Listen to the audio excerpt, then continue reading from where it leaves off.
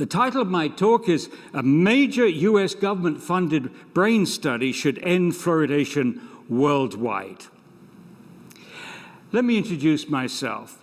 I'm a retired professor of chemistry. I taught chemistry at St. Lawrence University in Canton, New York from 1983 to 2006. I specialized in environmental chemistry and toxicology. In July of 1996, my wife asked me to review the literature on the fluoridation debate. I didn't want this issue, but she's very persuasive. Here is a picture of Ellen. She's in the audience.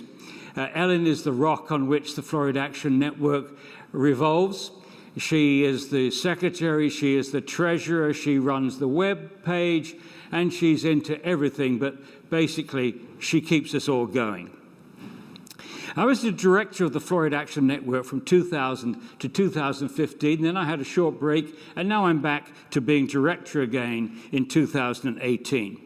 In 2010, I co-authored the book, The Case Against Fluoride, and two of the best decisions in my 20 years fighting fluoridation was choosing James Beck, MD, PhD, a retired professor from the University of Calgary, and Spedding Micklem, a retired professor of biology at Edinburgh University.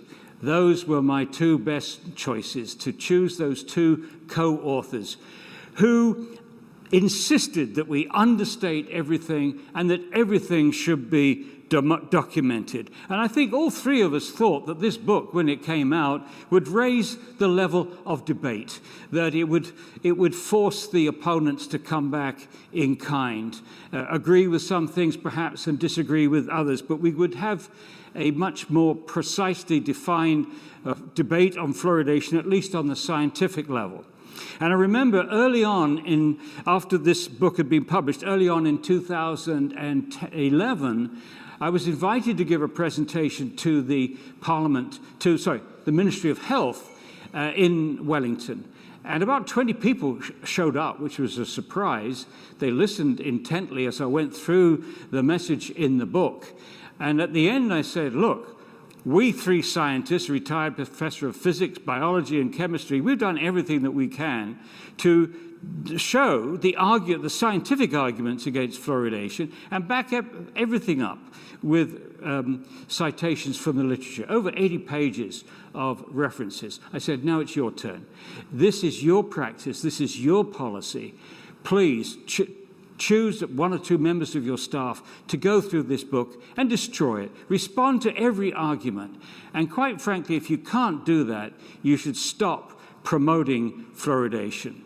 Well, sadly, after, what is it now, 8 years, nothing from the Ministry of Health in terms of responding to this book. Meanwhile, of course, they're trying to push mandatory fluoridation into New Zealand.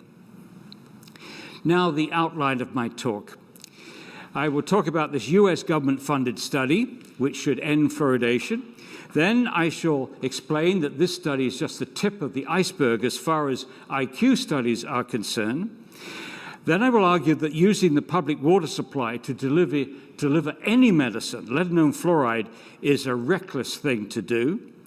Then I shall talk about nature's guideline for babies as far as fluoride is concerned. And children are being overexposed to fluoride in fluoridated communities. I'll give the evidence for that. 6, in addition to the brain, fluoride can harm other tissues at low levels, and I shall talk about the evidence for that. 7, the evidence that swallowing fluoride lowers tooth decay is extremely weak. The evidence is extremely weak.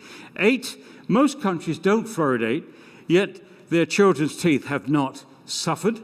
And 9, I shall talk about why New Zealand should use the safer and cheaper ways of fighting tooth decay as promoted in Europe and particularly in Scotland.